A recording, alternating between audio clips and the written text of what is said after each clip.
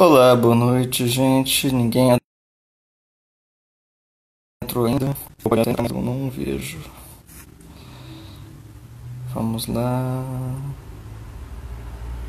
Estamos chamando. Olha, pessoal entrando. Boa noite, gente. Só esperando a Consuelo entrar. Aqui, já entrou já. Aqui. Vamos, vamos colocar com.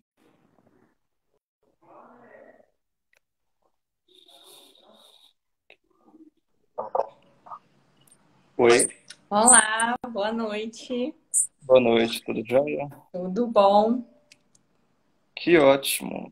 Então, Consuelo, é um prazer fazer essa live com você, prazer te conhecer. Bom, falando para todo mundo, você tem um mestrado em corrupção privada e eu tenho uma iniciação científica. A gente tem essas duas pesquisas com o mesmo tema.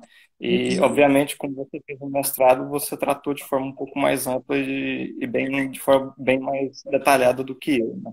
Do que uma simples iniciação científica. Então, é muito bom fazer esse contato, conversar com alguém que fez uma coisa tão grande com um tema que não é muito falado.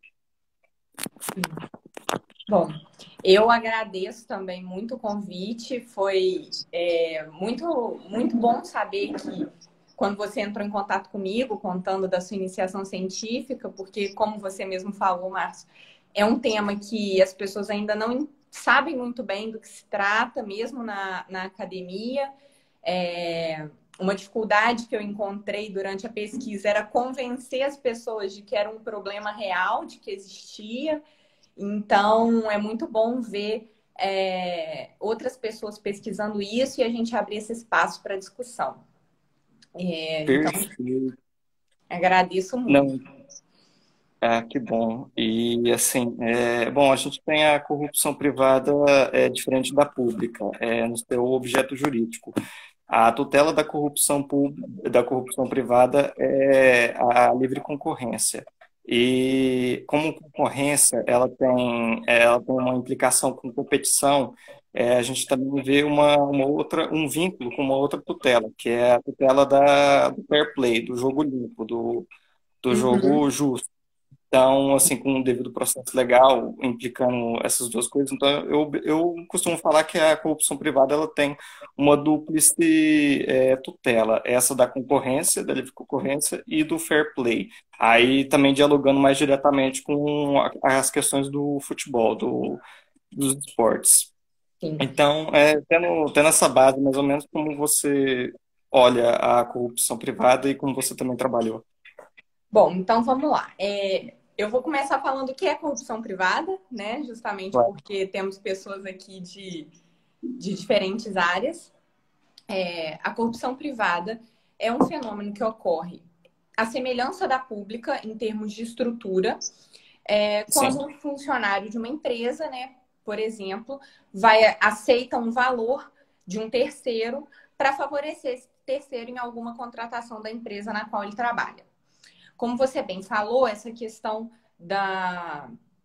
do bem jurídico, da tutela, da livre concorrência, isso é um tema que na legislação estrangeira, que principalmente na Está Europa, muito que os mais claro. países já há mais tempo punem essa criminalidade, existem até lá certas divergências, né? Tem países que tomam, como a França, com uma preocupação com a lealdade da relação entre o funcionário e a empresa. Então, tem um olhar mais até privado do que uma percepção só da concorrência. Então, alguns autores colocam que seria um delito até pluriofensivo, porque atingiria bens jurídicos diversos.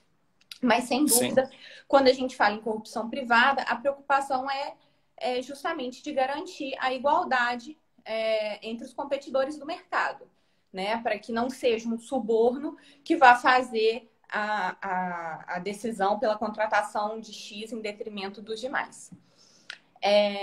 Mas, na minha pesquisa, todo o esforço, né, o norte do trabalho, era em estabelecer as semelhanças entre essas condutas da corrupção pública e da privada. É claro que os setores são diferentes e os bens jurídicos também são diferentes, mas entender por que tudo isso chama corrupção.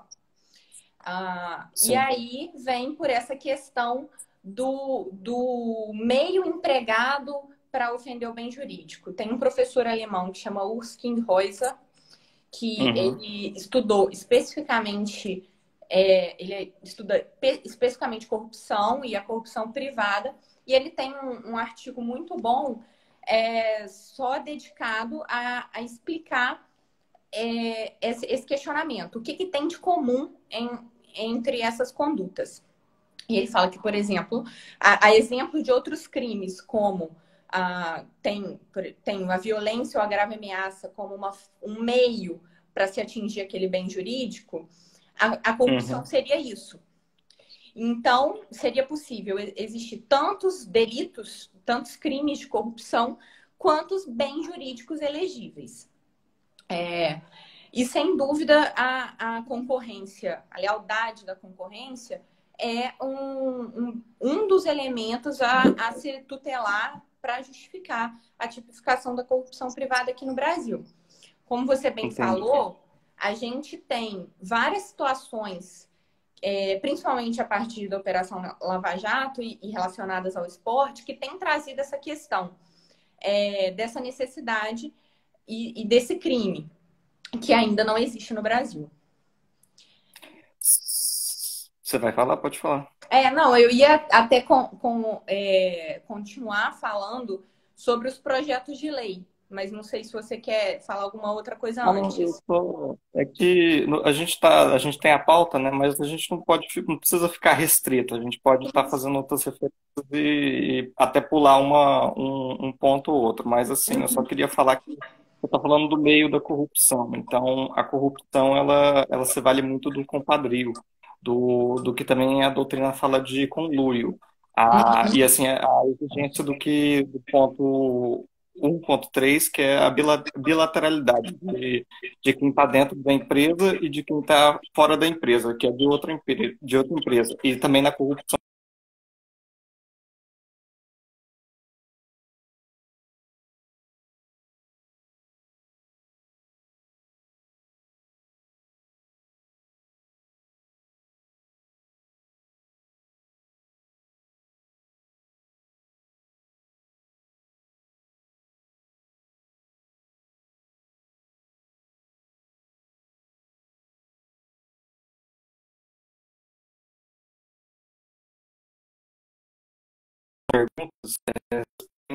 No quadradinho. Oi. Eu acho que eu caí aqui. Diga. Não. Então, tendo esse meio de praticar corrupção, que é o compadre, e a gente leva a pensar. Quando a gente pensa em corrupção, a gente pensa nessa coisa de duas pessoas. O conluio praticado, duas pessoas querendo oferir alguma vantagem para si. Então, por exemplo, a nossa legislação para a corrupção pública, ela já criminaliza condutas unilaterais. Então, uma pessoa de fora da administração pública, falando de corrupção ativa, se ela praticar o verbo solicitar ou exigir, ela sozinha, ela sem oferir alguma vantagem ainda, ou a outra pessoa, a corrupção passiva, o corruptor passivo, aceitar ou participar. Sem ele fazer isso, só com essa conduta unilateral, nessa conduta formal, ele já vai estar incidido na prática da corrupção e ele já pode estar sujeito a 2 a 5 anos de prisão. Tendo em vista essa questão da bilateralidade, da unilateralidade, e também tendo em vista o princípio da proporcionalidade do direito penal, essas condutas unilaterais, elas não oferem a vantagem ainda. Ainda não tem o conluio, aquela coisa que realmente a gente está querendo combater na corrupção, quando a gente criminaliza a corrupção. Que assim, quando a gente pensa numa exigência de bilateralidade, a gente está falando, e quando a gente pensa unilateralidade, é quase que uma conatos, é quase que uma tentativa de corrupção, porque ainda não se chegou de fato na corrupção. E tendo em vista isso, unilateralidade. Esse debate eu vejo muito na doutrina externa. Na doutrina brasileira, eles citam, mas não falam muito dessa possibilidade. Uhum. Como você vê isso? Bom, eu vou te responder um pouco com a legislação estrangeira também. Uhum. O, os países, eles tendem a, de uma forma geral, também punir a título de, sem exigir a bilateralidade, ou seja, não se Sim, exige que o conluio efetivamente seja formado. Por quê? sim, Porque a partir desse ponto, eu acho que aí entender que só existiria corrupção em casos em que esse conluio estivesse efetivado geraria também um segundo questionamento, um segundo problema, que então a corrupção seria um crime material, ou seja, a gente só iria punir quando tivesse o efetivo dano para a administração ou para a sim. concorrência. E esse é um outro ponto que é muito discutido na doutrina, principalmente, óbvia, da parte pública, mostrando Uhum. que se a empresa que venceu a licitação, ainda que por meio de suborno, efetivamente fosse a que melhor apresentou uma oferta, não tendo prejuízo para a administração pública. A gente tem interesse na punição? Eu acho que tem. E eu também acho que na corrupção pública a gente tem o interesse. Por quê? A corrupção pública, a corrupção privada, como eu mencionei, ela tem uma forma de atuação muito próxima da pública. E os Sim, interesses no setor privado de garantia da lealdade nas relações, na concorrência, a questão com o funcionário e todo o debate que também foi trazido com a questão do compliance, né, sim. de integridade, uma cultura corporativa saudável, Fazer o quê? eu entendo que o fato de só solicitar e só Exigir. ou exigir também é um problema do direito penal.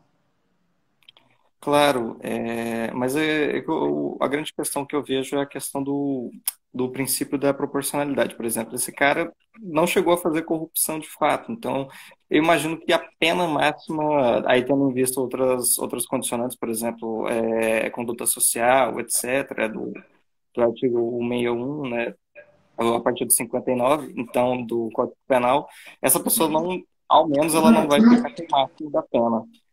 Ou talvez nem precise ficar presa de fato, porque ela pode estar respondendo uma outra pena restritiva de direitos, por exemplo, porque realmente não houve um dano, não houve, o que houve só uma expectativa de dano. Então, eu penso dessa maneira com relação ao princípio da proporcionalidade. É. E isso aqui é... Não, eu Então, ia só falar que eu entendo esse posicionamento, concordo também em vários aspectos com relação à dosimetria da pena, se pensar talvez uma outra questão de penalidade, até porque a gente sabe que a pena da corrupção ela pode chegar a um patamar bastante alto, mas eu acho que que não é uma conduta que corresponda a uma questão de regularidade no mercado ou na administração pública. E por isso também ela não pode ser ignorada. É um pouco isso. não, sim, com certeza. Inclusive, então, é muito importante a criminalização da conduta unilateral. Aí agora, voltando exclusivamente para a corrupção privada, o que a gente tem de projeto. Quando eu fiz a pesquisa analisando a corrupção no futebol, a gente teve, até então era 2017, que eu estava pesquisando, 2017, 2018, e a gente já tinha tido duas CPIs do futebol, a da Nike em 2000, 2001, e a do futebol, que foi com a relatoria do Romário, do ex-jogador Romário. E essa relatoria O relatório dessa CPI do futebol de 2015, ela recomendou a criminalização da corrupção privada. E na mesma redação que de um outro projeto que tava rolando na Câmara dos Deputados, e tinha um no Senado também que era relativo ao novo Código Penal, Isso. que vai votar nele. Aí, essa é a nossa situação atual de tentativa de previsão da corrupção privada. Aí, dentro disso, você tem alguma colocação? Não só a questão da CPI do futebol, mas o Brasil é signatário da Convenção Uhum. da ONU sobre corrupção, que a convenção não impõe a tipificação, mas ela recomenda, inclusive traz uma proposta de tipo penal e a exemplo de outros tratados também internacionais sobre o tema. Então, eu acho que tem o fato de a gente até hoje não ter tipificado a corrupção privada, você tem que lembrar, o projeto do novo Código de Processo, desculpa, Isso, do novo Código penal. Penal é de 2012. Então, a gente já está há muito tempo com essa questão da corrupção privada em aberto porque é um problema também para o direito internacional, né? Ainda mais com globalização, empresas multinacionais, isso pode trazer problemas em casos de extradição, pela falta da dupla incriminação dos delitos. Sim. Então, a doutrina, as pessoas que estudam, né, os projetos de corrupção privada aqui no Brasil, critica, eu também sou uma crítica da forma como tá no projeto, né? A Aham. estrutura do tipo penal do PL 236, né? Mas ainda assim é importante que essa discussão avance, talvez que não seja junto ao código, ao anteprojeto de código penal, porque eu acho que isso aí já está meio que fracassado, essa empreitada. Mas a gente precisa discutir corrupção privada, a gente precisa dessa tipificação aqui no país. Então, especialmente diante de casos que você mesmo levantou, né? Do futebol, tem o tempo inteiro, né? O Envolvendo a esporte prática inteiro, né? esportiva. E é importante falar que o Estatuto do Torcedor, ele incluiu um tipo penal que poderia ser corrupção no esporte, mas que tem Sim. um outro objeto, né? Que é o Com fair play. relação aos cartolas, às torcidas, a manipulação dos jogos. E não Sim. essa parte mais econômica, que é o que a gente debate aqui, que é voltado para a empresa, para, né, os casos como da CBF, foi para concessão dos direitos de transmissão e marketing esportivo. Isso. Esse outro lado da corrupção no esporte ainda não tá, não tá Não, previsto naquele delito. aham, e eu comecei a rir sobre o projeto de Código Penal que está caminhando na Câmara, né? Não, no Do Senado. Senado ainda. No Senado ainda. E assim, eu vejo que já entrando assim, não só abordando a corrupção privada, mas todos os crimes, a estrutura penal dicotômica do direito penal, do processo penal e da lei de execução penal, ela está muito atrasada e está muito distante da nossa Constituição. Então, acho que assim, para até garantir segurança jurídica geral, para a gente entender qual é o nosso direito brasileiro, acho que tem que ter uma discussão urgente, muito mais assim, urgente do que, por exemplo, discussões do processo civil. Porque realmente a gente está tratando de pena, a gente está tratando de crimes, os bens juridicamente tutelados pelo Estado, o papel do Estado diante do cidadão. Então, é uma temática que dá muito pano para manga e assim, é muito interessante. Enfim, você tem alguma colocação? Eu estava na faculdade nos primeiros semestres, quando teve o anteprojeto, né? E eu lembro que foi uma revolução, assim, estava sendo bem A vista, expectativa. estava sendo bem vista essa iniciativa de trazer realmente uma nova roupagem. A gente fazia na faculdade seminário o tempo inteiro, mas de lá para cá o negócio parou e realmente acho que por isso que eu Frustração. falo, já estava fadado ao fracasso, né? Porque já se vão aí muitos anos. Sim, além de, assim, não é só um projeto que tem que vingar, né? Tem que ser uma longa discussão, vai se discutir os bens juridicamente tutelados pelo Estado. Então, assim, conservadores e liberais ali brigando um com o outro para ver o que vai ser crime ou não. Então, assim, essa é a situação que eu prevejo, não simplesmente um projeto ali, vote ou não, né? Tem que ser uma coisa bem discutida. E aí eu coloquei para a gente falar sobre delinquência empresarial antes da corrupção no futebol, falar do João Avelange, Uhum. porque tem tudo a ver. Aí, enfim, delinquência empresarial. Uma leitura que eu faço que é muito óbvia, vamos dizer assim, o que é a delinquência empresarial? Ela é muito diferente da delinquência, vamos dizer assim, comum, que a gente percebe no noticiário. Ela não se vale de uma arma, de um artifício assim, de perigo, de violência, de fato. Violência. Isso. E por conta disso, é muito interessante pensar o delinquente empresarial, porque ele também às vezes age pela empresa, ele não está agindo por ele próprio, para oferir uma vantagem própria. Uhum. Então, é outra coisa assim, é muito importante a gente pensar nessa diferença dele não ser um criminoso perigoso, vamos dizer assim, ele não é um perigo, a liberdade dele não é um perigo para a sociedade. Aham. A liberdade em si dele, a liberdade dele andar, de ir e vir, etc. Mas a liberdade dele é com relação ao poder econômico dele. Eu arrisco dizer que a liberdade dele é muito medida desse delinquente empresarial com o poder econômico dele, porque assim, sem o poder econômico dele, ele não vai sair de casa de carro, ele não vai frequentar os mesmos lugares, a casa de pôquer, o jockey club, etc. Ele não... E a medida da liberdade dele é o poder econômico dele. E essa é uma leitura, eu até vejo uma certa militância para quem estuda sobre direito penal e econômico acerca dessa leitura. E como você vê isso, assim, essa visão básica? Eu acho que é claro que a criminalidade econômica ela tem um outro olhar social Uhum. em termos não só de julgamento daquela conduta, Medidas cautelares. julgamento social, né? Não penal. E também em termos do próprio criminoso de colarinho branco. Uhum. Inclusive, a criminologia econômica ela tem todo um viés específico. Tivemos um problema técnico, pessoal.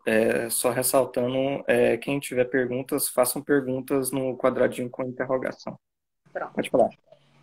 A criminologia econômica, ela, quer dizer, a gente dentro da criminologia tem essa especialidade da criminologia econômica, porque Uhum. realmente o olhar sobre aquela delinquência ele é diferente, né? A Sim, ausência da violência ou daquela coisa mais carnal acaba afastando as pessoas da lesividade das condutas social, né? Então, por exemplo, tem um professor que chama Gary Becker, que trouxe a teoria da escolha racional, eleição racional, que fala, pensando no criminoso, e principalmente na criminalidade econômica, de que a opção pela opção, né, entre aspas, por praticar o crime, ela vem pesando custos e benefícios. E sim. que na criminalidade econômica, muitas vezes, os benefícios eles são muito maiores, o que levaria à prática da conduta. Porque, por conta do olhar social sobre a conduta, que não tem um olhar de tanta repressão contra um roubo, Isso. né? A crítica é Ou, totalmente válida. né? E também isso faz com que a pessoa consiga se olhar no espelho depois daquilo e seguir a vida. E aí, também por uma questão descoberta do delito, né? Que são crimes mais difíceis no sentido de que tem uma preocupação menor. É claro que isso tem mudado, principalmente depois, né, da Operação Lava Jato, que eu acho que é um paradigma que mudou muito a criminalidade econômica no Brasil, e a persecução penal desses crimes, mas né, e também a questão das penas.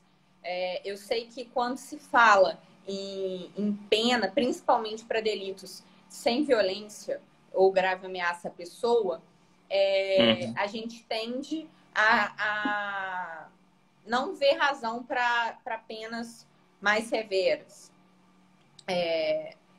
Eu concordo com essa perspectiva, mas eu acho que também tem, né? Eu acho não, de pesquisas mesmo, principalmente nos Estados Unidos, mostrando que pesquisas criminológicas mostrando que o fator simbólico do direito penal ainda tem muita influência social na hora de se cometer ou não um delito. Então, eu acho que isso também é uma coisa para se pensar quando a gente fala de criminalidade econômica. Sim, toda a questão de pena, né? O que vem a ser pena para a criminalidade econômica. E aí, falando da Lava Jato, que Não, você foi... só uma outra coisa. Você falou, Márcio, de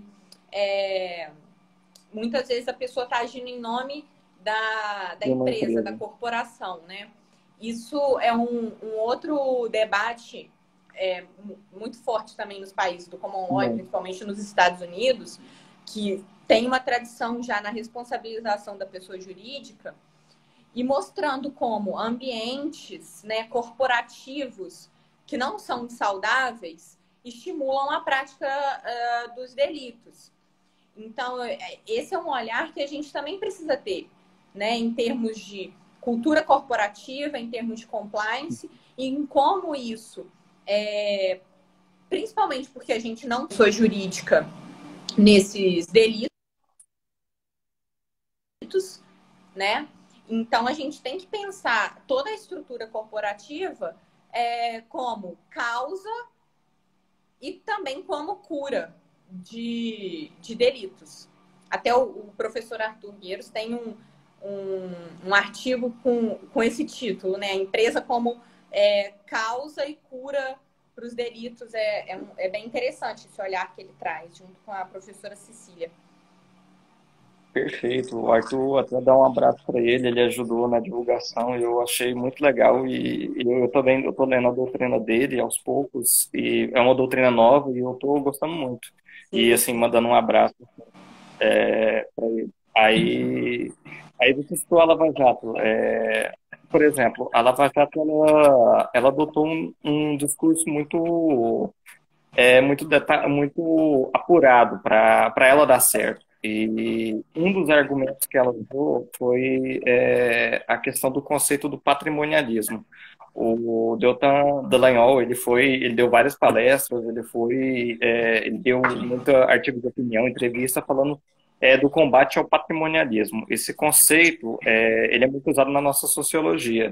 É um conceito criado pelo Max Weber para explicar a apropriação do público pelo privado num regime autoritário. E aí a sociologia brasileira, quando vai falar de apropriação do público pelo privado, o homem cordial, e etc., é uma coisa assim, muito presente na sociologia brasileira. E o Raimundo Paulo, ele inaugurou, ele dentro do patrimonialismo, do conceito também de estamento, que é associado ao patrimonialismo, ele tem uma visão assim, de que o Estado está separado da sociedade. O Estado, ele, dentro das pessoas que estão ali mexendo com o Estado, ele está se apropriando do público, da sociedade. E foi meio esse o discurso da Lava Jato do Deltan Dallagnol. E, inclusive, fazendo referência ao Raimundo Fauro. Uma leitura que eu faço é que essa visão, embora ela não deixe de ser verdade, ela está um pouco equidistante do que realmente é. o patrimonialismo, ele não está despregado da sociedade, como o Raimundo fala e o pessoal da Lava Jato construiu. A sociedade, ela emana do patrimonialismo através de princípios e valores.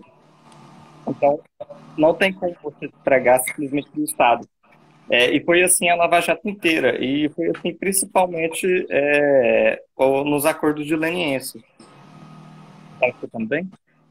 É porque tá um barulho externo aqui, aí eu vou botar o fone para não falhar, diga. Não, então, essa questão do patrimonialismo, né, esse argumento de que o Estado está se apropriando da sociedade, etc., os grupos que estão governando o Estado, né, eles estão se apropriando da sociedade, só que a sociedade ela está impune, vamos dizer assim, a sociedade ela não está associada a isso. A sociedade ela não tem nada a ver com isso também. Isso foi meio que o que orientou a Lava Jato inteira, seja nas medidas cautelares, aí a gente pode pegar, por exemplo, a condução coercitiva, todas as prisões e também os acordos de leniência. Os acordos de leniência eles foram assim muito pesados para as empresas. As empresas elas não continuaram na mesma força que eram antes da Lava Jato. E tem um livro de um empresarialista eu esqueci, acho que ele estava aqui. Esse livro aqui, ó,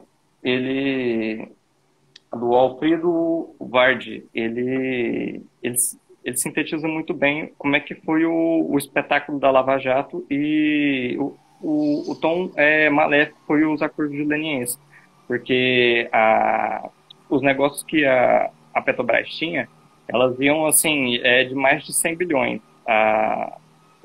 O faturamento dela. Uhum. E o que ela arrecadou com a Lava Jato inteira nos acordos de leniência foi apenas 6 bilhões. Então, a Lava Jato, a Petrobras, ela deixou de fazer 144, pela tabela lá, 144 bilhões, tendo em vista apenas 6 bilhões que elas arrecadaram com o combate à corrupção. Então, acaba sendo... É triste falar isso, mas assim, aquele argumento de que o Brasil ele sobrevive pela corrupção, ele acaba fazendo sentido. Ele não é aceitável nessa lógica, mas ele é compreensível, porque realmente não foi benéfico. E tendo em vista essa leitura com relação ao patrimonialismo, como assim, todo o discurso que a Lava Jato fez, toda a propaganda, todo o espetáculo, de fato.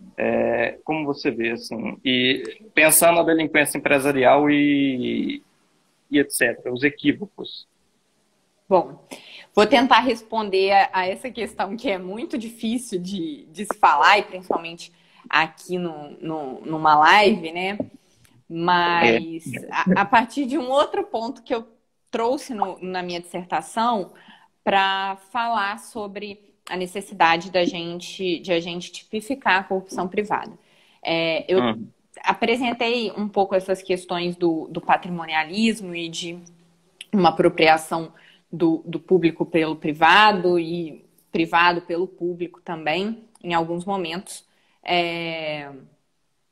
para mostrar que a corrupção ela é muito fruto de uma percepção social no Brasil.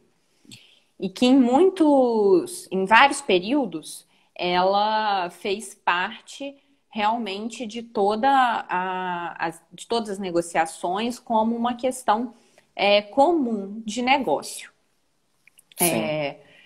E como isso tudo constrói um imaginário que se acostuma e tolera determinadas práticas, né? Então, para no final justificar que, embora pareça algo novo, a gente está falando, ou algo um pouco surreal, falar em corrupção privada, construiu-se que corrupção só poderia ser a pública. Mas que não, no setor privado essas práticas também existem e de uma forma ou de outra, em razão dessa interface entre os dois setores no Brasil tão forte, tão marcada, de alguma forma, o fato de a gente tipificar de um lado a corrupção pública e de outro não tipificar a corrupção privada, a gente gera um, uma espécie de um estímulo para a prática, porque condutas que são consideradas comuns e normais no setor privado, né, práticas de negócio, elas, quando transitam na negociação com o setor público, têm uma outra roupagem. E também queria falar de um outro artigo, eu estou aqui citando várias pessoas, mas é Pode porque vai ficar, me por favor. lembrando, que chama Who Cares About Corruption?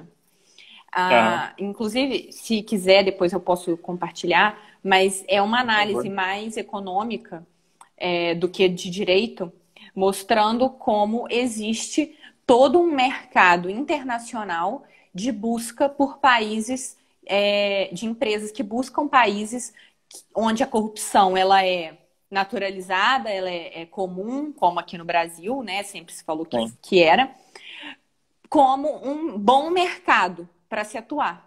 E determinadas empresas olham para o fator corrupção como uma facilidade de crescimento e de obtenção de vantagens naquele país e procuram especificamente esse tipo de, de mercado. E aí eu sim. acho que isso conjuga com um pouco do que você falou, que às vezes o combate à corrupção ele pode trazer mais prejuízos do que essencialmente benefícios num curto prazo, né? É claro No curto que prazo. E eu talvez também diria assim, só assim, a forma que se deu, na verdade, né? Não o combate em si. Acho que até o discurso estava muito correto, até no primeiro momento. E sim, quem estudava sim, patrimonialismo, no começo da Lava Jato, todo mundo vibrava. Acho que assim, a casa foi começar a cair de vez mesmo quando a história do HC. Do Lula, que as coisas começaram a ficar assim, ninguém mais entendeu aquilo. estranhas. Começaram a ficar muito mais estranhas. E todo mundo vibrou, eu principalmente vibrei. Eu sempre pensei assim, a gente pensa o patrimonialismo, o estamento no Brasil também, a gente acaba pensando o compadre. O compadre, ele é um valor social no Brasil. Uhum. Ele deriva do batismo. O batismo, ele é você pegar alguém fora da sua família e trazer para perto. Então, a pessoa é meu compadre, a pessoa ela faz parte da minha família, faz parte desse conjunto aqui, mas ela não realmente não é Não é de vinculada aqui. sangue. Então, Uhum. e aí, na Itália existe a omertà, existe a lei do silêncio. Aqui a gente não tem essa lei do silêncio. Então, a gente vê, assim, que lá é uma questão cultural, assim, da máfia e etc., de ter um silêncio, de não falar sobre a omertà para ninguém, nem para o Estado, nem fazer uma delação. Mas aqui que é uma questão cultural, realmente. Toda a sociedade tem essa questão do compadre. E aí, indo para a corrupção no. Você quer falar alguma coisa? Eu tinha Não, falado eu que ia tô falar. rindo que Janaína falou que é sua comadre. Ela é meio comadre. Não, pois é, ela é comadre demais. Comadre. Valeu, Janaína. Abraço para você. A gente tem que se ver. Esse isolamento tá sendo muito difícil sem você. Sim, mas continue, desculpa. Não, não. Aí, pensando, por exemplo, a conduta do João Avelange, pensar a corrupção no futebol primeiro, uma coisa que é interessantíssima. A gente sempre pensa a corrupção privada como uma coisa de empresas. Só que a CBF e a FIFA não eram empresas, elas eram associações normais, lícitas. E e a corrupção, ela ocorreu ali e o João Avelange, ele é associado também a condutas de nepotismo. Ele empregou o Ricardo Teixeira, que era o genro dele, ele empregou uma irmã dele, um outro sobrinho dele, etc. E tudo isso parte de uma mesma cepa. A corrupção pública e a privada, essas condutas de nepotismo, advocacia, advocacia Administrativa. administrativa, todas essas condutas elas meio que partem da mesma cepa, Uhum. do mesmo princípio Do que é o compadre, compadrio que você fala, sim. compadrio. E assim, pensar a corrupção no esporte no Brasil é também pensar na história do João Avelange. No meu trabalho, eu meio que destaquei isso porque, assim, todo mundo já sabe a história dele, o como que ele dominou tudo aquilo para si. E ele transferiu para o genro dele. Aí isso expandiu para a FIFA. E assim, a mudança que você tinha do esporte do esporto, aquele esporte que você simplesmente pratica para um fim social, assim, de você quer praticar realmente. E a questão do espetáculo que se faz com os jogos da FIFA, e etc. Essa mudança de propaganda de fato, assim, o desporto mais social para o desporto propaganda da Nike, que tem um super atleta e etc. A mudança disso quem administrou foi o João Avelange, através do chefe do dono da Nike e ali corrupção privada. E assim que ocorreu a mudança que a gente tem do esporte hoje. Como a gente imagina o esporte é completamente diferente de antigamente. Antigamente, quando as Olimpíadas elas surgiram, elas Uhum. tinham um ideal muito de educação de falar, olha, a prática de esportes ela é saudável, ela é importante para a sua cultura, ela é importante para a sua vida. Aí, quem ressuscitou as Olimpíadas depois de milênios que existia na Grécia Antiga foi o Barão Pierre de Coubertin, que lá da França. E o propósito dele era simplesmente isso, não tinha nada a ver com um propósito econômico. E o João Avelange, que ele teve uma sacada, vamos dizer assim, até eu arrisco dizer um pouco empreendedora. E aí, Não deixa de ser. não deixa de ser. Aí, embora que com propósitos escusos e também com o Sim. objetivo, ele não era uma pessoa, ele deixa de desejar o João Avelange.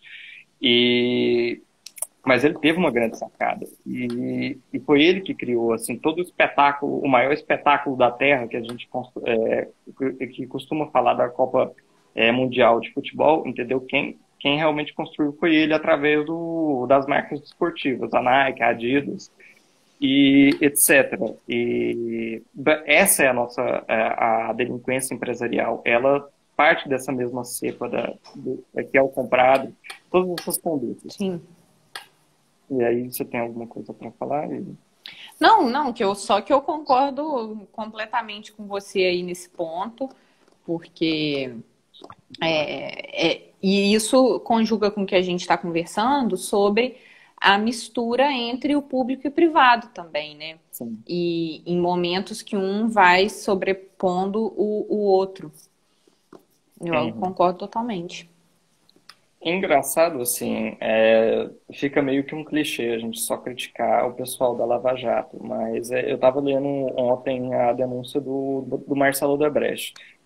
Quando a gente pensa em delinquência empresarial, acho que a figura dele é bem simbólica, assim, é bem referência, vamos dizer assim. Sim, E engraçado que a denúncia ela foi muito assim apelativa. Eles tentaram realmente construir ele como um apropriador do Estado, como o Estado fosse. Aí tem um ponto da denúncia que eles pegam um e-mail do Mangabeira Unger, que é um filósofo e crítico tanto do PSDB quanto do PT. Mas naquele momento que estava sendo apurada a corrupção, ele estava numa secretaria de educação. E ele estava debatendo com um dos acusados uma coisa totalmente nada a ver. E eles pegaram aquele e-mail do Mangabeira Uber, que é um crítico do governo, e para tentar associar a figura do cara como se ele estivesse dentro do Estado. E não era bem isso. A gente percebe que, na verdade, a conduta ilícita do Marcelo Odebrecht, da galera da Lava Jato, na verdade não foi como se Estado eles fossem, mas é uma tentativa realmente empresarial de o que o empresário brasileiro ele tem que fazer para ganhar dinheiro no Brasil. Ele tem que fazer corrupção, ele tem que ter um amigo na administração pública, ele tem que ter um amigo no judiciário, ele tem que ter para liberar alguma coisa para ele, etc. E é assim, esse é o empresário brasileiro. E isso não está colado, isso está dentro da sociedade. Aí, agora, você tem alguma coisa para falar? não, eu tenho para falar o que, novamente, o que eu reitero sempre, que eu acredito que o fato de a gente não punir a corrupção privada contribui Sim, muito para essa naturalização das condutas de corrupção no geral. né? Eu acho A que habitualidade. a habitualidade, exatamente. Porque os setores públicos e privado, eles não estão isolados. Eles se comunicam, né? A empresa que faz contratos no setor privado, ela também vai fazer contratos com a administração pública.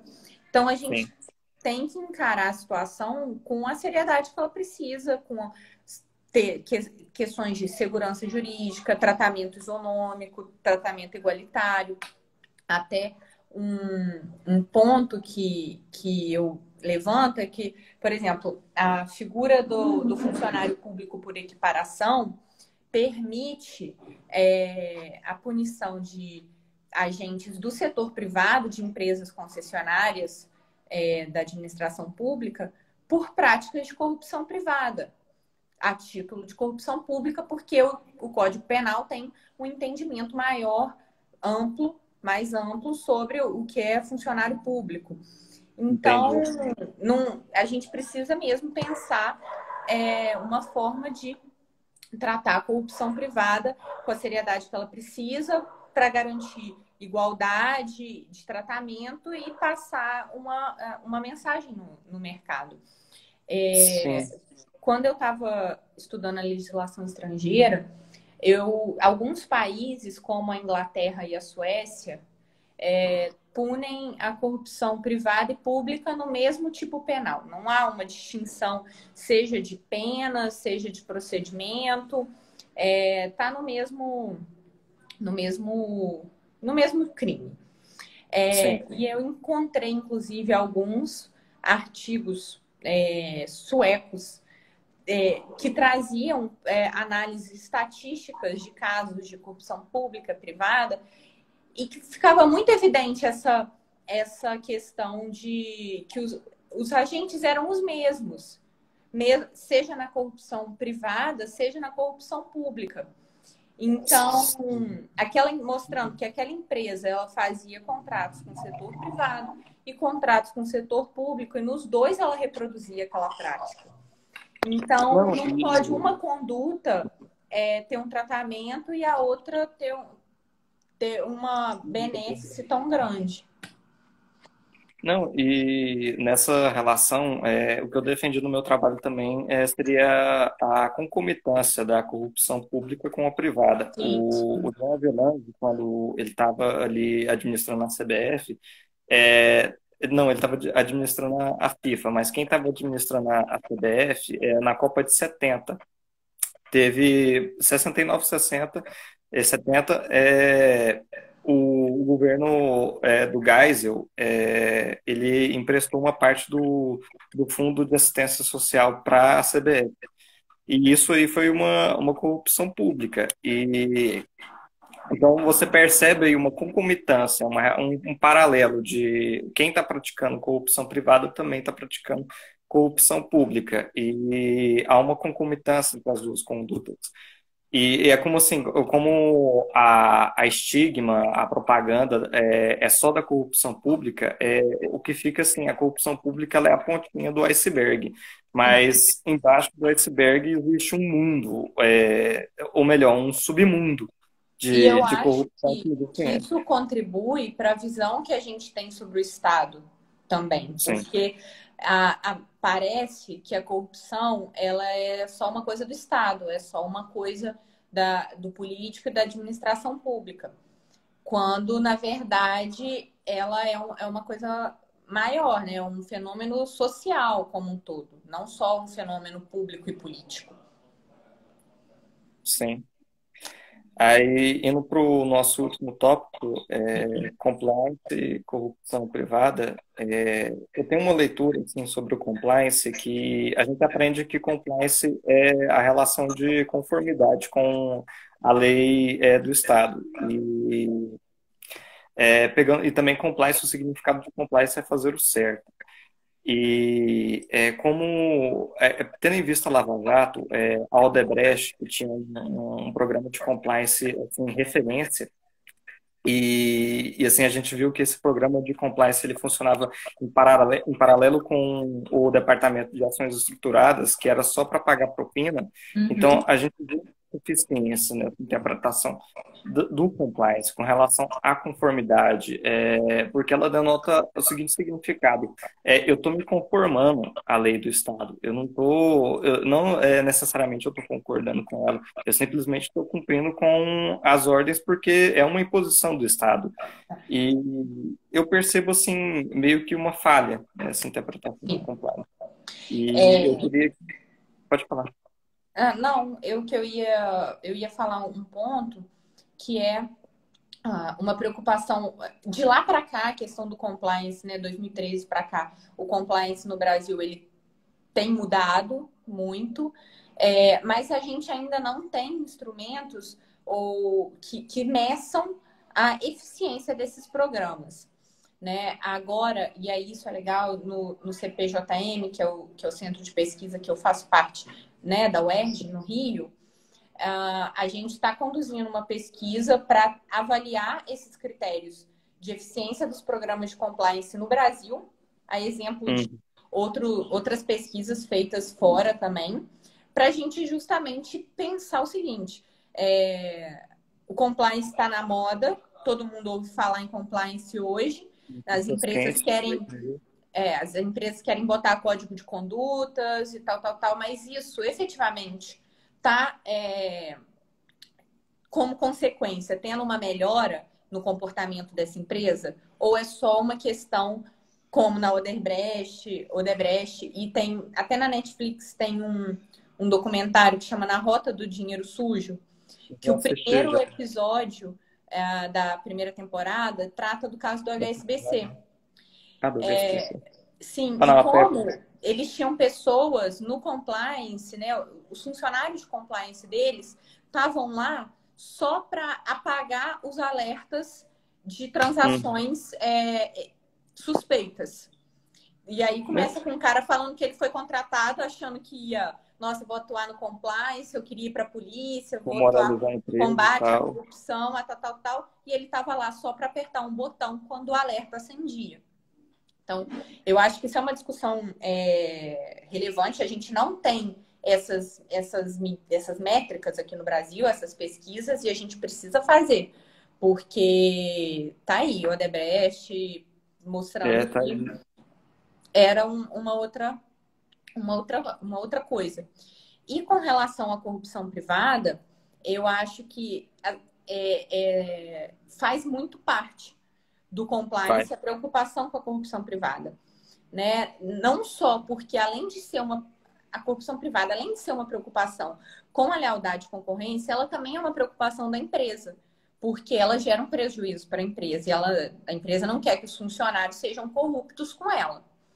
Então, em alguns programas que eu já andei pesquisando, mesmo não sendo corrupção, principalmente multinacionais, né, por ser corrupção privada crime em outros países, eu acho que isso traz também. Então, nos programas de compliance, eu tenho visto essa questão aparecer, né, pensando toda a conformidade com a empresa. Eu esqueci o que eu ia falar, mas tá anotado aqui assim, no meu trabalho, eu falo assim que a nova interpretação do compliance não tem que ser mais essa conformidade, mas sim uma sintonia com relação ao Estado, às leis do Estado. E pensando realmente a criminalização da corrupção privada. A criminalização da corrupção privada, ela tutela a livre concorrência, o fair play, o jogo limpo entre os agentes econômicos, né? Então, uma empresa que deseja a corrupção privada, a criminalização da corrupção privada, ela quer um ambiente seguro para ela atuar. E exatamente, isso é muito o interesse da empresa. E assim, aí como ela poderia fazer isso de forma assim a aspirar uma sintonia e não uma conformidade, porque ainda não é crime, né? Então eu também vejo a questão da legalização do lobby. Isso seria muito interessante assim para a empresa demonstrar. Regulamentação. Sim, aí eu não sei se eu falei, mas eu trabalho com lobby. Aí eu monitoro uma atividade legislativa do município de Goiás. E é muito difícil, porque a gente não é regulamentado. E eu, às vezes, estou lá trabalhando e ninguém respeita a minha atuação. E eu estou ali, assim, realmente trabalhando com compliance, assim, a empresa está ali de forma transparente, está pesquisando tudo que o processo legislativo ele é muito, assim, difícil de você acompanhar na prática.